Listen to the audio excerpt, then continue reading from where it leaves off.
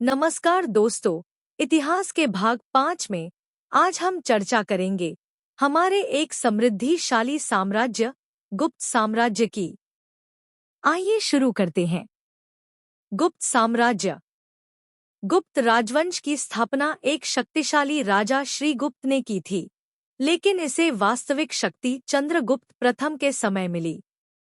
गुप्त शासकों ने मौर्य साम्राज्य की भव्यता को फिर से जीवित किया और पूरे उत्तर भारत में अपनी सत्ता स्थापित की। 319 ईस्वी 550 ईस्वी गुप्त साम्राज्य भारतीय इतिहास का सबसे समृद्ध और उन्नत काल था, जिसे भारत का स्वर्ण युग कहा जाता है। इस दौरान कला, साहित्य, विज्ञान, गणित और संस्कृति का अद्वितीय विकास हुआ। यह वह समय था जब आर्यभट्ट ने शून्य की खोज की, कालिदास ने अपनी अमर कृतियां लिखीं और आयुर्वेद में महान प्रगति हुई। इस साम्राज्य ने न केवल भारत को एक शक्तिशाली राष्ट्र बनाया, बल्कि इसे दुनिया की एक महान सांस्कृतिक शक्ति के रूप में स्थापित किया। दोस्तों, अगर आपने अभी चैनल को सब्सक्राइब नहीं किया है तो अभी सब्सक्राइब कर लें। जल्दी ही आप सभी को एक दिवसीय परीक्षा के बहुविकल्पी प्रश्नों की श्रृंखला के वीडियो इसी चैनल पर मिलेंगे। आइए चर्चा आगे बढ़ाते हैं। चंद्रगुप्त प्रथम 319 ईस्वी 335 ईस्वी गुप्त साम्राज्य का संस्थापक। चंद्रगुप्त प्रथम ने 319 ईस्वी में गुप्त साम्राज्य की स्थापना की। उन्होंने कुशल कूटनीति का प्रयोग करते हुए लिच्छवी राजकुमारी कुमारदेवी से विवाह किया, जिससे उन्हें कई क्षेत्रों पर अधिकार मिला। उन्होंने मगध, बिहार, प्रयाग, इलाहाबाद और साकेत, अयोध्या को जीतकर अपने साम्राज्य को मजबूत किया। उन्होंने स्वयं को महाराजाधिराज, राजाओं का राजा की उपाधि दी। सम्राट समुद्रगुप्त 335 ईस्वी 375 ईस्वी भारत का नेपोलियन। 335 ईस्वी 375 ईस्वी समुद्रगुप्त को भारत का नेपोलियन कहा जाता है क्योंकि उन्होंने एक के बाद एक कई राज्यों पर विजय प्राप्त की।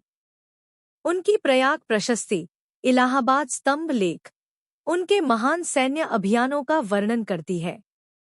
उन्होंने उत्तर भारत के लगभग सभी छोटे राज्यों को जीतकर उन्हें अपने साम्राज्य में मिला लिया। दक्षिण भारत में कांची, वेंगी और पल्लव राज्यों पर आक्रमण किया, लेकिन उन्हें पूरी तरह अपने अधीन नहीं किया।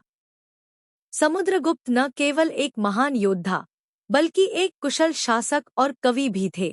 375 ईस्वी 415 ईस्वी चंद्रगुप्त द्वितीय, जिसे विक्रमादित्य कहा जाता है, गुप्त वंश का सबसे शक्तिशाली राजा था।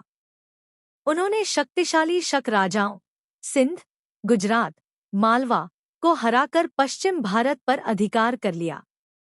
उनके शासनकाल में कला, विज्ञान, साहित्य और व्यापार बहुत उन्नत हुआ। उन्होंने उज्जैन को अपनी दूसरी राजधानी बनाया।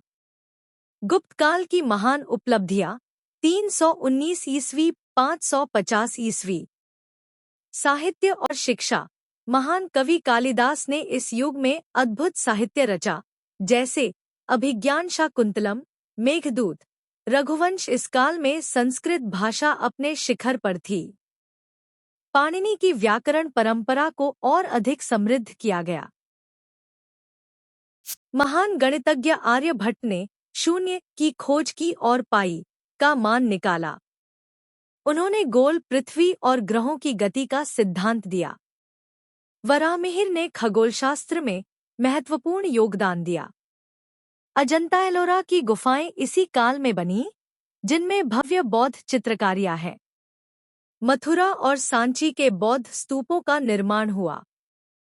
सिक्कों और मूर्तिकला में अद्भुत नक्काशी की गई। गुप्त शासकों का शासन बहुत ही संगठित और न्यायपूर्ण था।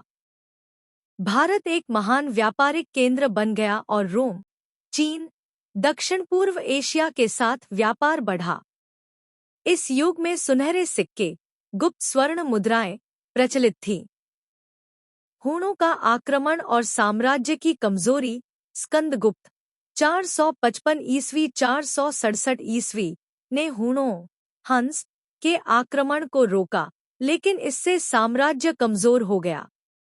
बाद के गुप्त शासक कमजोर साबित हुए, जिससे धीरे धीरे साम्राज्य का पतन हो गया। 550 ईस्वी के बाद गुप्त साम्राज्य छोटे छोटे राज्यों में बंट गया।